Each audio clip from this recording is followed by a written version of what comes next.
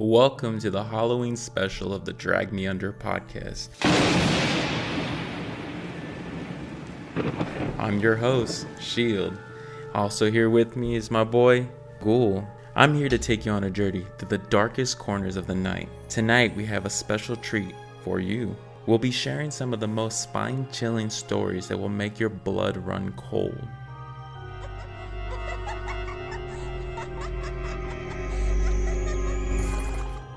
So sit back, relax, and get ready to be scared out of your wits.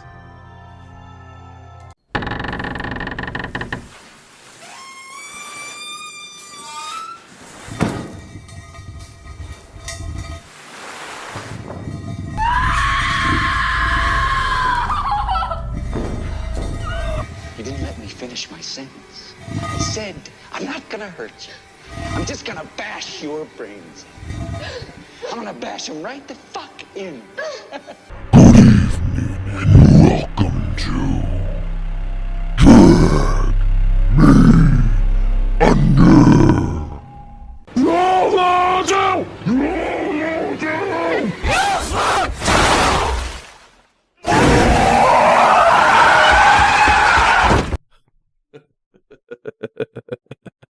How's it going, everybody? Today's podcast is going to be a little bit different. Me and Ghoul are not technically in the same room, but we're working together to get this podcast out for you guys. As for him, his stories are going to be more of the urban legends or the truth behind some scary stories. But for me, I'm going to tell a story that actually happened to me on Halloween night. When I was in 5th grade. Yes, when I was a young boy. So get ready to be ooh. Nah, that's my take on trying to be scary. That wasn't pretty good. But how's it going, guys? If you've ever heard of Pathfinders, when you're in 5th grade, they take you on a little trip to camp to show you how to do archery or go fishing or just hang out with other kids around your age. Usually it's a tradition given to most people around that time. But for some reason, our school thought it was a good idea to put us on a camping trip during Halloween weekend. That doesn't seem very smart in my eyes. So at the time, I didn't think anything of it. It was just another trip, 10 years old, friends, going to learn to shoot some bow and arrows, go fishing, see the stars. So it was one of the first times I was really away from my parents. But it shouldn't have been scary. That was definitely not what happened. So the first day was a Friday. Pack your bags, get ready, you're leaving. It's only 3 days, shouldn't be nothing to worry about, right? So, as me, I packed my little backpack. Not even a duffel bag, just my regular school backpack. A couple pairs of clothes, because you just never know what happens out there. It's dirt, mud, water. So, get ready, have my mom take me to the school, drop-off zone, just pile us all into one bus. And we head up to the Idlewild Mountains here in Southern California. From where I live, it's not that far. It's like a 45-minute drive up like 6,000 feet, maybe. And as we were driving up the mountain, you just see the city disappearing distantly, further and further away.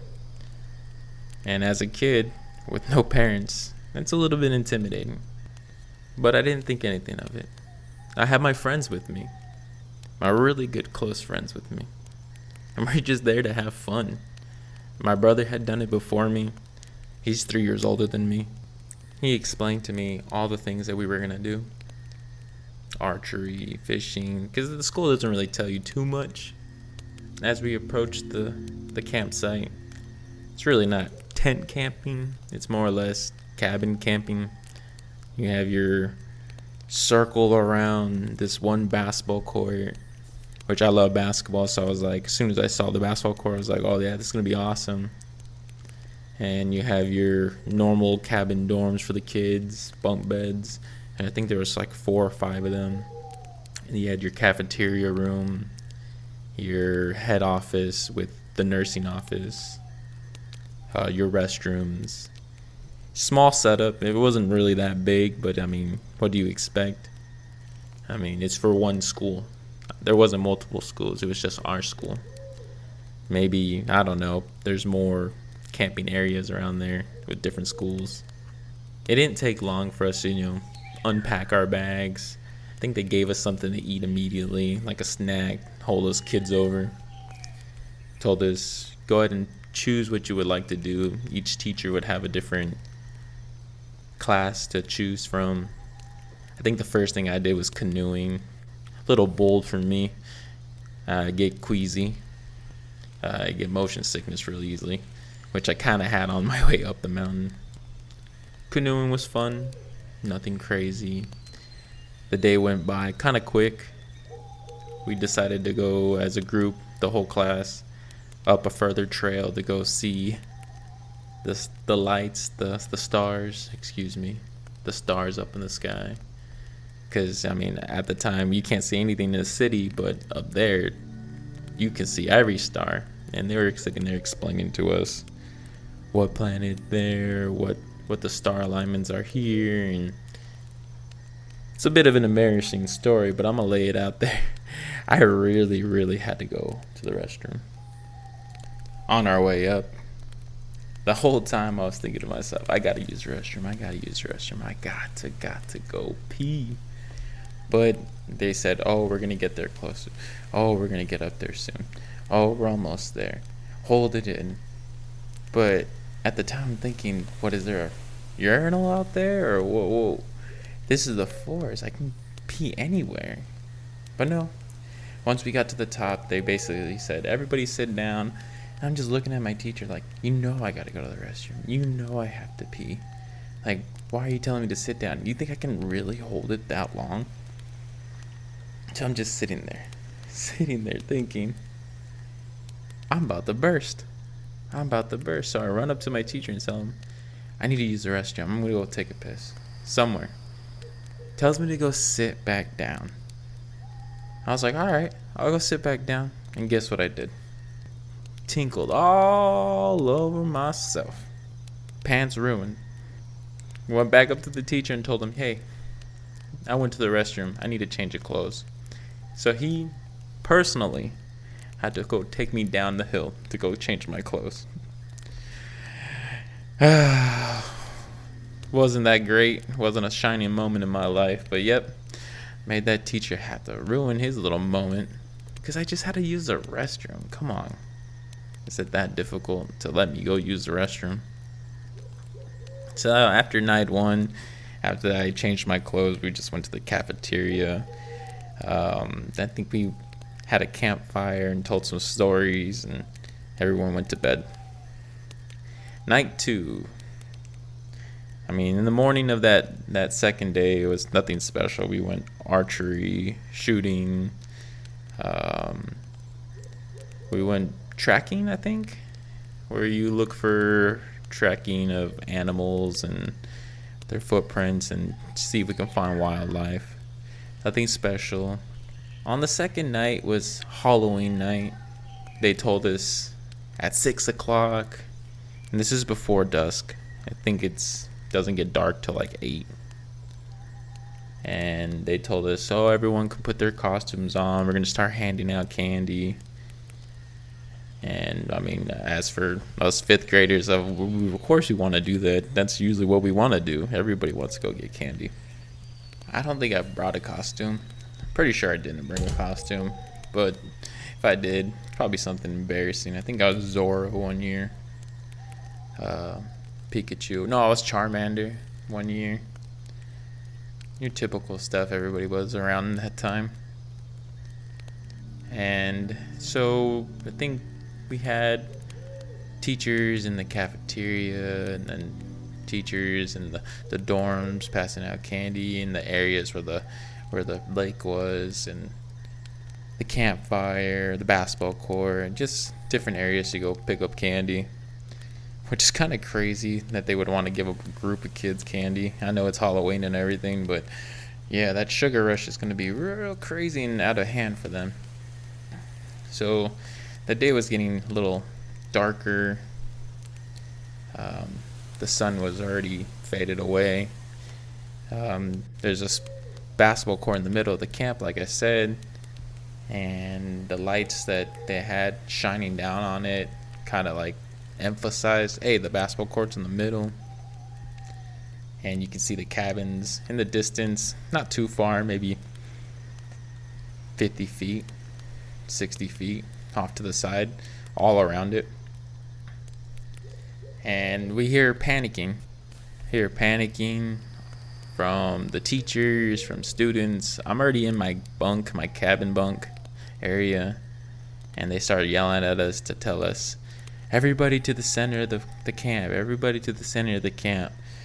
It's like frantic, really weird. Like I said, it's Halloween night, it's dark, it's already supposed to be spooky, creepy. We don't have our parents, just our friends. And the teachers are like, everybody out of their cabins, everybody get to the center of the camp, which is the basketball court, and that thing's lit up, so everybody sees it. So we don't know what's going on. So me and my friend, we get out of the cabin and we go to the stairs that are off to the right of it, and they have like a wheelchair access, and then the stairs, you go from side to side, and the cabins are a little bit suspended, and you can get underneath the cabins if you really wanted to. So me and my friend are going down, walking to the center of the camp, and as we're getting to the bottom of the steps, somebody grabs my friend's leg from underneath the cabin. I was freaking out. I was like, what happened? He fell, he hit his knee, he kind of got pulled in. We didn't know what was going on. They already had people franticking, going crazy, and I grab his hand, I pull him, I yank him, he flips out, I flip out, we start running. The kids that were behind us start running.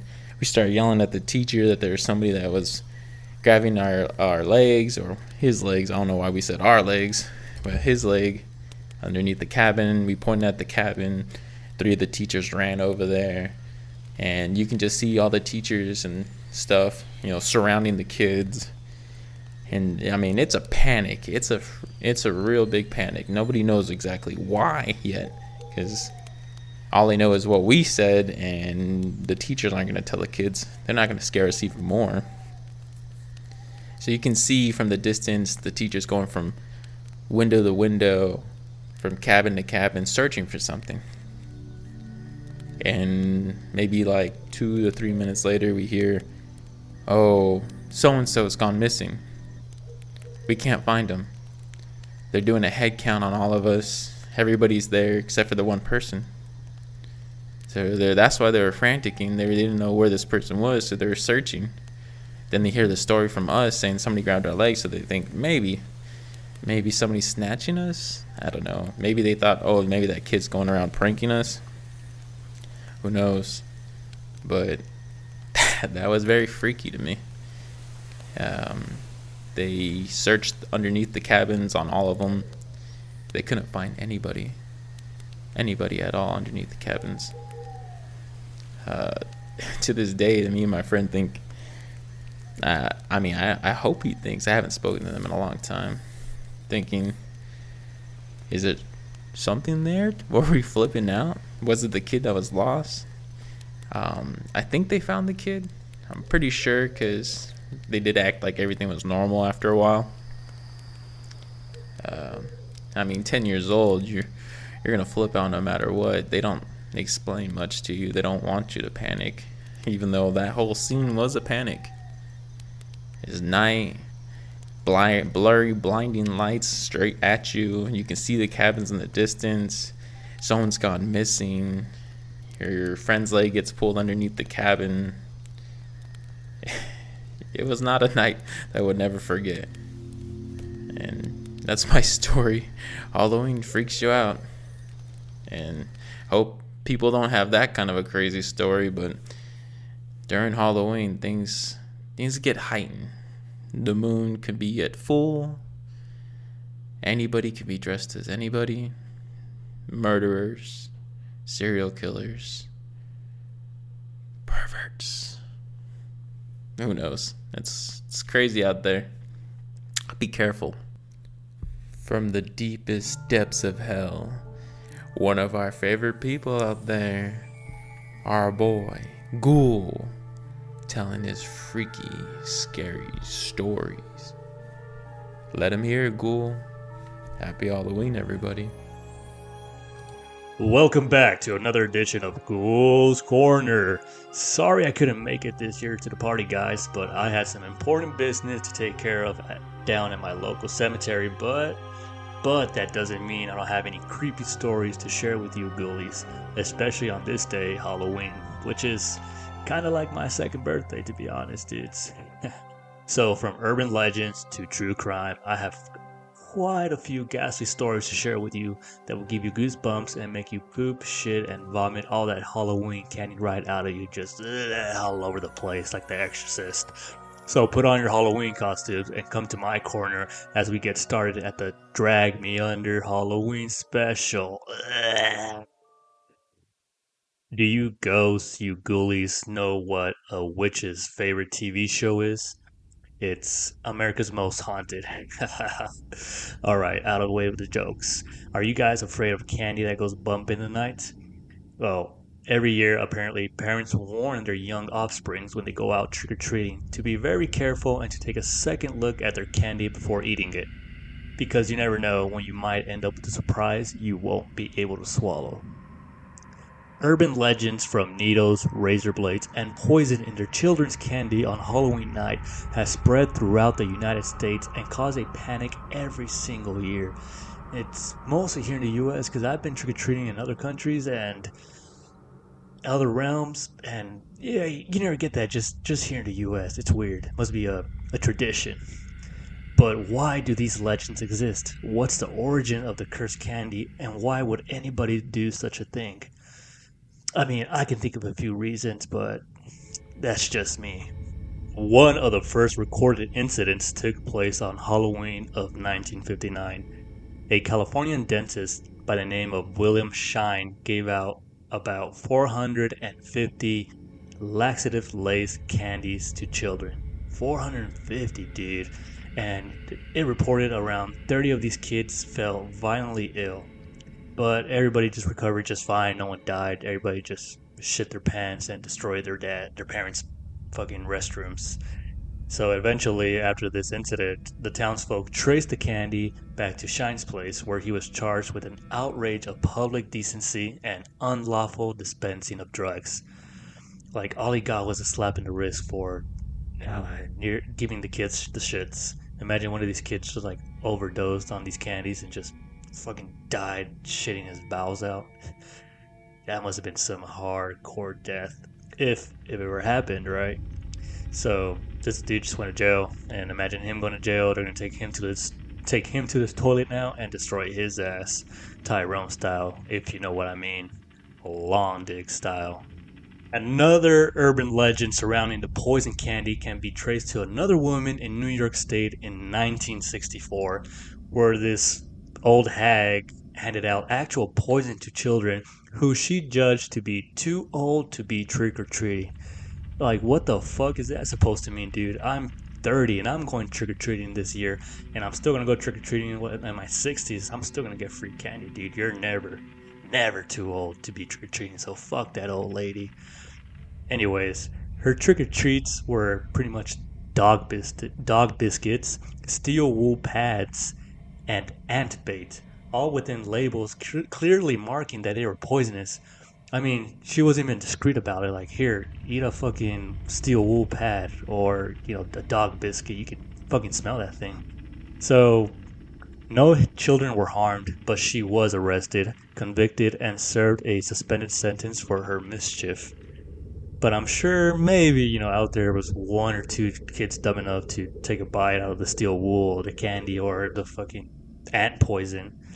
I mean, maybe a little dare on Halloween night, and people were just so embarrassed that they never reported it. But, me as a kid personally, When I was little, I used to smoke used cigarette butts. Yeah, do not judge me. And that has become a thing, and I have stopped smoking for 20 years now, so that's good. But one of the most infamous Halloween poisonings took place on October 31st, 1974, and it belonged to the one and only, the original Candyman. So this Candyman is a Texas man by the name of Ronald O'Brien, and he gave cyanide-laced pixie sticks to 5 children, and one of those children was his own son. His 8-year-old son, dude, it's just fucking crazy. Why would he give your son poison? So, his 8-year-old son, Timothy, died suddenly that night after consuming the candy, and an autopsy later showed that the boy had ingested cyanide. And police managed to recover the poison candy from other children before anyone else ate it, but grew really suspicious when O'Brien couldn't remember which house his son has received the candy. I mean, it's gonna be kind of hard to know where you got the candy from, dude. I mean, especially if you live in the suburbs or a big neighborhood. Like, where did you get these Reese's Pieces? Bitch, I don't know. Anyways, though nobody saw O'Brien put the cyanide in the candy, investigators later learned that O'Brien had recently taken life insurance policies out on his children. He was convicted of murder and executed via lethal injection in 1984. Though it has been decades since this crime, the Candyman murders still loom large in the memories of many parents on Halloween. So I think they should have just gave this guy some pixie sticks laced with cyanide and just make it even. Dude, kill this fucking kid with a pixie stick. I mean, stick that shit up his ass with cyanide and just see what happens. But, I'm no judge. And thanks to these incidents, especially the pixie stick one, it has caused like a panic throughout the years on Halloween night. And all these kids want Halloween candy, but they might end up getting poison or something even worse. And it continues to this day. Like back in 2022 in Eugene, Oregon, police received reports of small razor blades that were found hidden in children's Halloween candy, which after reviewing said to belong to blades of pencil sharpeners. But no one was caught for spiking the Halloween candy to this day. I mean, they're getting creative. I would have never thought of a pencil sharpener in a Snickers bar or whatever. But you gotta have creativity, guys. Am I right? So every year the same rumor is, because this goes on and on. So my little dudes, just be careful when you go trick-or-treating. And like I said, it doesn't matter if you're 5, 15, 29, just like you're ghoul, or 60. You're never too old to go trick-or-treating. It's not illegal to go trick-or-treating in your 50s. Trust me, I will fight for it and I will defend you in court. Now, moving on to our next story. That one was, just a little tiptoe in the pool, but now we're going to go big, dudes. I know that was the Candyman, and now this next story is called the Bunnyman. I know it doesn't sound creepy or fucking hardcore or anything, but the story, trust me, it's fucking good. We got the Candyman, now we got the Bunnyman, and I'm not talking about Bad Bunny, although this bunny is more fucking sinister and more metal than that Puerto Rican reggaetonero dude. So, without further ado, let's get into the urban legend of the Bunnyman. At the stroke of midnight on Halloween, a killer in a white rabbit suit awaits. Lore has it that if you speak his name 3 times, he will appear. Bunnyman, Bunnyman, Bunnyman. But do not expect to survive. He'll come out the darkness, he'll slash your throat, and leave your body dangling from a bridge. That sounds hardcore, right, dudes? So fucking good. Better than that Bad Bunny, dude. So let's get into the urban legend. It all began in 1904 when a bus transferring a group of mental patients from the Fairfax Asylum to the Lawton Prison. The Fairfax County drew a lot of controversy from their local residents. They were upset that there was an insane asylum in their own backwoods, and due to all the bitching, this asylum was shut down and all the patients began to be transferred to the Lawton prison. But on the way, the bus driver began losing control of the vehicle, swerving and eventually crashing. All the patients that were on the bus made the most of this opportunity and made their escape from the bus, running away and disappearing into the nearby woods. In the days that followed, police managed to track down each of these patients that escaped, except for one. And this last patient seemingly vanished into the woods and was never to be seen again. At least, that's what everyone thought. After a few months of this incident, odd things started to happen in the same woods that he ran into. Locals started to notice that the rabbit population was slightly dwindling, and eventually some of these rabbits ended up in a tunnel known as Colchester Overpass, which is a small dark tunnel with train tracks running over the top. And how did they find these rabbits? Well, fortunately, these rabbits were found slaughtered and hanged in the tunnel by an unknown assailant. I mean, I think we can pretty much guess who it was or have an idea. So after this, the story goes on that a group of teenagers decided to go to the Colchester Overpass to hang out. I mean, not like the rabbits just like hanging from their necks, but just to chill like teenagers, smoke weed, have a beer, or whatever. But when the sun came out the next morning, the teenagers met the same fate of the rabbits. One by one, they were all slaughtered and hung by their necks. That is so fucking hardcore, dudes. Such a good urban legend. This story would eventually turn this location to be known as Bunnyman's Bridge. But there would be no other incidents for a few years until one night. Around midnight, a young couple decided to park their car in a secluded spot on Juena Road, I guess. After switching their car off and going to the back seat or doing whatever teenagers do, they started hearing yelling in the distance. And next thing they knew, their back car window had been smashed. Startled and scared shitless, the couple jumped to the front seat and just sped off. And as they were escaping, they decided to look behind them and see who or what had attacked them. There, emerging from the darkness, they saw a big white figure. It appeared to be what they say, a man dressed in a rabbit suit holding an axe, just dangling from his hand, watching them drive away. That sounds cute, but also terrifying. Imagine just a huge bunny soaked in blood, just staring you down as you drive away. Pretty creepy stuff, dudes.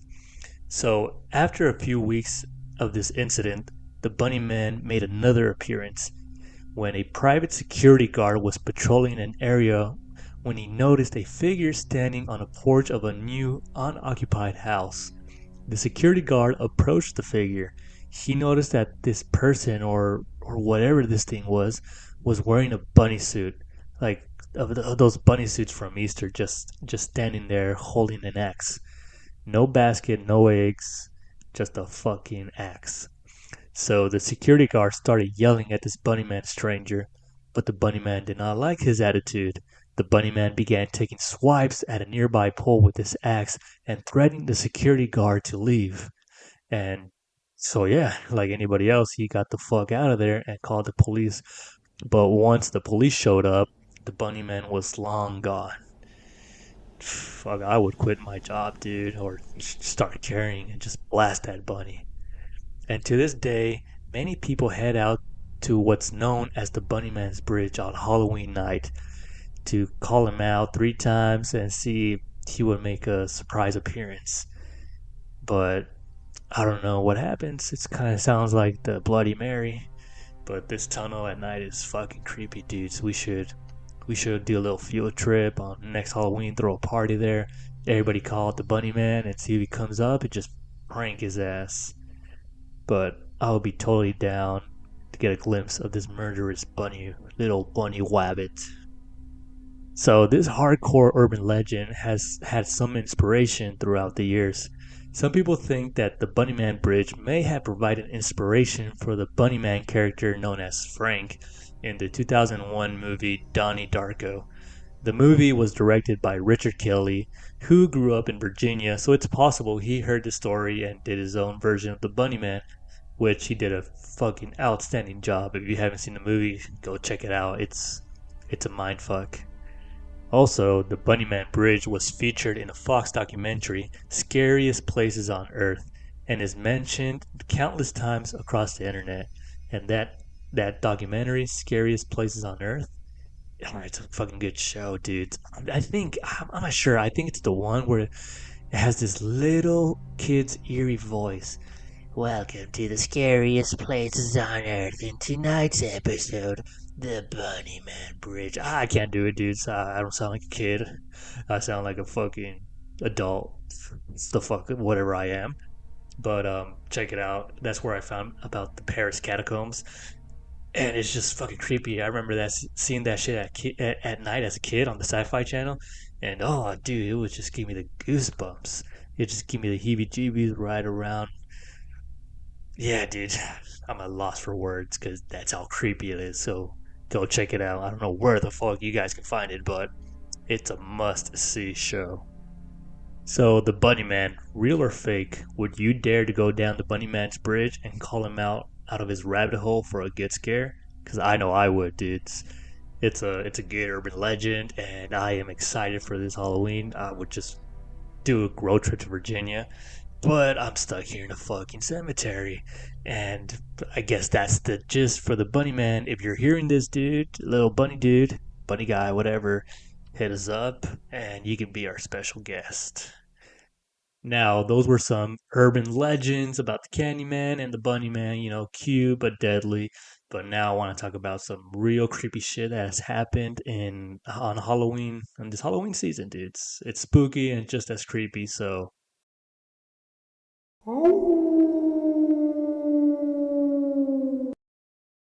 like this one right here. In the Halloween season of 2005, the apparent suicide of a woman found hanging on a tree was ignored for hours because her neighbors thought that she was just a Halloween decoration. I mean, I know you don't like your neighbors, like some of us do, but just ignoring your neighbor. I bet someone knew she was dead, but like, I never really liked that Karen, so I'm just gonna ignore it. So anyways, this 42-year-old woman's body was suspended 5 meters, which is about 15 feet from the ground, on the side of a busy road in Frederica, Delaware. Apparently that's what police said. And locals noticed that the body on Wednesday, but dismissed it as a Halloween prank. They just thought it was decoration. It must have been some really good decoration. Because if I would see that, honestly, I would think the same fucking thing. And then in 2012, a Denver mailman mistook the body of a dead man for a Halloween decoration. And even though he saw it, pretty sure he thought it was a dead body because I'm pretty sure they smell, dude. He did not report it. And yeah, it wasn't a decoration. It was an actual dead man, which his name was Dale Porch, the age of 46. He collapsed and died on November 2nd on his porch steps after returning home from his night shift job. So this is like days. This is on Dia de Muertos, pretty much. And the mailman didn't think nothing of it. Like, this guy still has his Halloween decorations up, but whatever. He thought it was just a dummy. But when he found out that it was actually a dead body, he was pretty bummed out about it. But kind of funny, just throw the mail on top of the dead body. That's what I would do. Like, fuck your house. Here's your fucking mail. Another incident in 2015, a murdered woman was discovered hanging from a chain link fence in Ohio. But passerbyers ignored the victim at first because they assumed it was a Halloween prank, just a decoration, a good scare. And this took place in, holy shit, Chillicothe, Ohio. Just in Ohio, dudes. That's all you need to hear. Cops say that the victim, Rebecca Cade, age 31, had been severely beaten and was trying to run away, but as she climbed the fence, her sleeve got caught and entangled in the barbed wires of the fence. She ended up passing away, dangling from the fence. Cops believe that Cade was beaten with a grave-sized rock in the field, and that she managed to make a 150-yard dash to the fence, where she got caught and just fucking dangled there. She got force trauma from a blunt object and just fucked up her head and neck. Cops found the blood-covered rock at the scene of the crime, which they believe was the actual weapon, what actually killed her, and she just got stuck and just died there after who knows how many hours. And several people noticed that this woman's body on the fence, but no one really knew what was going on. And they said, oh, there were some neighbors taking their kids to school, and they just thought it was a Halloween decoration. Like, I don't know, like in the middle of nowhere? Maybe like some teenage prank or something. I can believe that. But the dead body was only identified when a construction worker walked up to the decoration to try and remove it, because I don't know why he was doing that. But he realized it was a human body, and that's how they found out about this murderous incident on Halloween night in Ohio. And now it's time to send in the clowns. So in 2016, clown sightings were a case of mass hysteria fueled by the reports of people disguised as evil clowns in creepy settings such as nearby forests and schools. These incidents were reported in the US, Canada, Australia, England, and other parts of the country, and it all started in August of 2016. I remember this, dudes. I remember seeing it on YouTube and on Facebook or wherever I was. 2016, probably MySpace still, I guess. But it was creepy looking at those videos, though I know most of them were staged. You could just imagine like walking out and running to some dude dressed as a clown trying to attack you just for a few fucking likes. It's fucking terrifying. So these sightings were first reported in Green Bay, Wisconsin, in what turned out to be a marketing stunt for a horror film. Yeah, it all started because of a horror movie just trying to do a commercial or promotion. So this phenomenon later spread to many other cities in the US, and by mid-October of 2016, the clown sightings and attacks have been reported nearly in all the US states, 9 out of 13 provinces and territories of Canada, and in 18 other countries. Prior to this spat of incidents in 2016, numerous sightings of people dressed as clowns in odd or just creepy settings have occurred throughout the world since apparently 2013, but apparently, right? The videos and images of these sightings spread throughout social media and just got out of control. According to the New York Times, the clown sightings resulted to at least 12 arrests across the US and only one death. Really? Just one death? I feel like the number's way higher than just one death. And like moving on, in Reading, Pennsylvania, a 16-year-old boy was fatally stabbed during the incident. And this was all because of a guy wearing a clown costume. Well, apparently just a clown mask, but same shit, dude. The charges related to the sighting included making false reports, threats, and chasing people. All these reports of clowns just fucking with people at night. But this trend slowly started to fade away, and who knows how many killers were taking advantage of this trend to commit murderous crimes, and who knows how many other people just did it for hype. I'm pretty sure more people just did it because it was a phase, it was a trend, and there was a few bad apples with razor blades in them trying to take advantage. Killers or posers, I would not want to run into a clown because they're fucking clowns are fucking creepy, dudes. It's just what it is. My mom had a little fucking creepy clown that she would hang on the wall. This shit was like, I don't know, dude, it's like 6 inches maybe, and I swear that thing would just look me dead in the eyes. It was like a fucking bum clown. Like, why the fuck would you have that, Mom? That shit was fucking terrifying. I don't know where it is now. I just hope it's fucking far away or maybe just burning in hell. But trust me, dudes, if I run into a clown, I would treat one of those clowns like Ray did to that one clown doll in Scary Movie 2. You know, remember that scene under the bed? Uncle Ghouly's got a game. Tickle, tickle. I'll show him who's the funny guy. Well, my deadites, that's all the creepy legends and creepy stories that I had for you guys. Other than that, I got a few jokes up my bones, like Halloween related, of course. Like, what happened to the cannibal who showed up late to Halloween dinner? They gave him the cold shoulder. Ah, I get it, 'cause he's a cannibal and he eats shoulders. Or like, what's so unique about sex with vampires? Well, apparently they only come at night. Gah. Blah, blah. Or what do vampires use to make tea? Well, obviously use tampons. I love these fucking jokes. And I know Shield's probably laughing his ass off to these jokes. And I'm gonna use them at my Halloween party tonight. And guess what? I'm gonna dress up as a vampire. Gonna be a sexy, normal vampire. So if you see a sexy, normal vampire out in the streets, that's your boy Ghoul.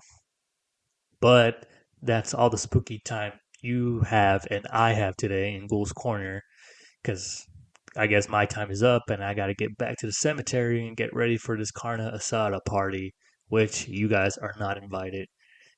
I mean, I already got the meat and I already got the cheap beer. It's all counted, so maybe next year, dudes. Now all I need now is to look good, which is not gonna be a problem. So I've been told. So check your candy. Make sure those Halloween props are not your dead neighbors. And if you see a clown, smack him in the ass once or twice for me. And have a creepy Halloween and a deadly Dia de los Muertos. And stay creepy all year round, my ghoulies. This has been Ghoul's Corner. Ugh. Very terrifying stuff there, Ghoul. As you were saying those creepy stories, I was wondering exactly where did the origin story about where it came from? Why is our poison candy? Why is our candy poisoned? I mean, it makes no sense. Apparently there is no actual factual cases of people poisoning candy or razor blades in your candy. It's not a thing. It's only an urban legend, and we have no clue about it. Just the folklore.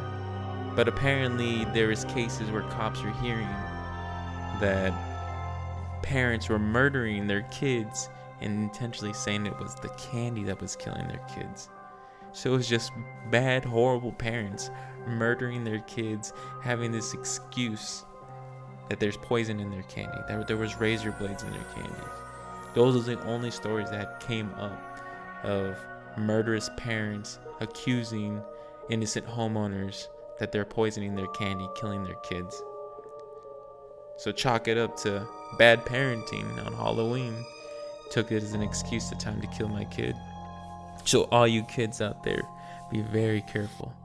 Even your parents might get you. Happy Halloween, everybody. Be very, very, very careful out there. And remember, one by one, we will drag you under. Goodbye.